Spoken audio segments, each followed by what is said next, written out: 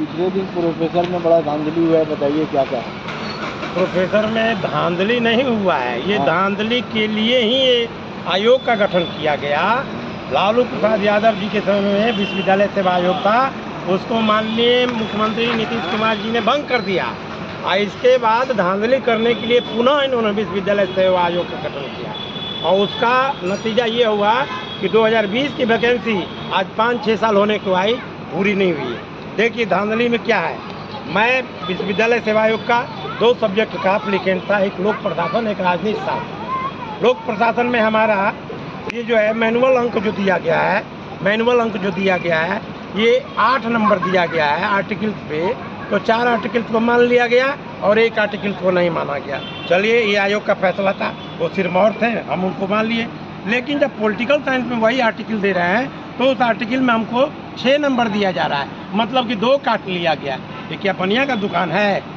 इस पे देखिए 6 नंबर दिया जा रहा है। इसका मतलब आपको जिसको चयन करना है उसको अपने मन से, अपने सुविधा से उसका आर्टिकल सेलेक्ट कर रहे हैं, उसका आर्टिकल में नंबर दे रहे हैं, उसके इंटरव्यू में नंबर दे रहे हैं।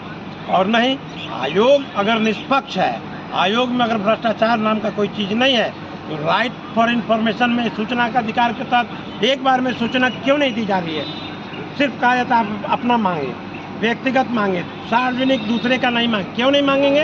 हमारे सब्जेक्ट में कौन पास किया, कैसे पास किया, उसको जानने का हमको पूरा राइट है। आप अगर कोई गड़बड़ घोटाला नहीं किए हैं, आप पाक साफ हैं, तो आप सूचना का अधिकार पर सारे सब्जेक्ट का, सारे जितने भी चयन हुए हैं साथियों का, उनका रिजल्ट प्रकाशित कीजिए, सारा नंबर दीजिए। सूचना का अधिकार पर नहीं, आप अपने वेबसाइट पे डालिए।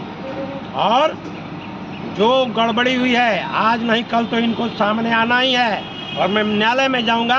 इन्होंने बैकलॉग काट दिया, आधा 26 सब्जेक्ट विषय में जब इंटरव्यू ख़त्म हो गया उसमें लोग ज्वाइन कर लिए सहायक प्रोफेसर के पद पे।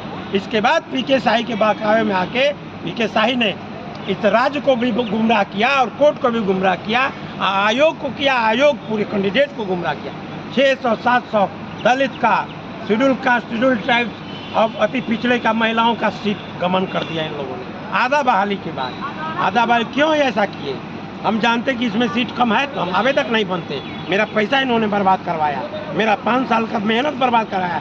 हम सारा मेहनत मजदूरी छोड़ के और इसके बाद हम किए। अभी माननीय सुप्रीम कोर्ट में हम लोग इसको मामला को डाले हुए हैं। मैं आपके मीडिया के माध्यम से सर्वोच्च न्यायालय के मुख्य न्यायाधीश BR गवई साहब से हाथ जोड़ के निवेदन करते हैं कि हम लोग के मामला में वो संज्ञान लें और हर तरीके से संज्ञान लें, ताकि हजारों दलित, पिछड़ों और आदिवासी को छात्रों का, पढ़े लिखे छात्रों का, जो PhD होल्डर हैं, जो नेट क्वालिफाइड हैं, जो डबल PhD हैं, वैसे लोग को सड़क पर लाने का काम कर रही है सरकार, ये आयोग। इसलिए अब खास तौर पे हम उस SLP के मामले में कहेंगे अपने CGI साहब को कि आप न्याय के मूर्ति हैं और हम लोग को आपसे आशा ही नहीं पूरा विश्वास है कि ये मामला आपके संज्ञान में जाएगा।